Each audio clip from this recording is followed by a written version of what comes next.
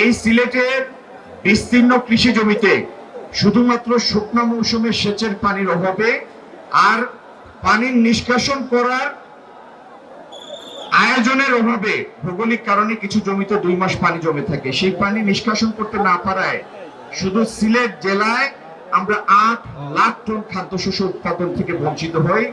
আগামী দিনে সিলেটের সেই প্রতিটি জমিতে আমরা সেচের পানির ব্যবস্থা করব।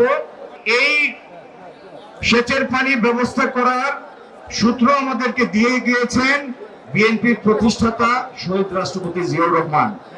আজকে থেকে 40-45 বছর আগে তিনি সিলেটের কান্দিগাঁও ইউনিয়নের বাসিয়াতে এসে নিজের হাতে কোদাল চালিয়ে খাল কাটার উদ্বোধন করেছিলেন। সেই খালকে আবার আমরা পুনর্জীবিত করব, যেখানে প্রয়োজন স্লুইস গেট দিব।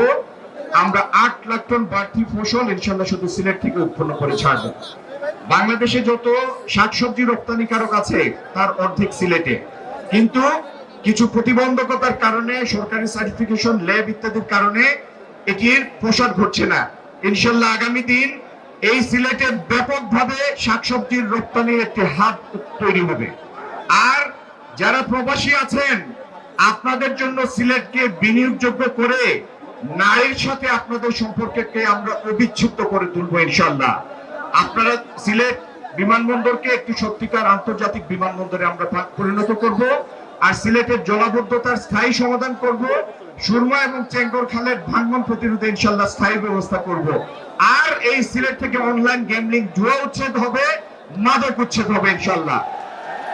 আমাদের উপর আপনারা আস্থা রাখুন, কারণ অতীতের বিএনপি সরকার কাজ করে দেখিয়েছে।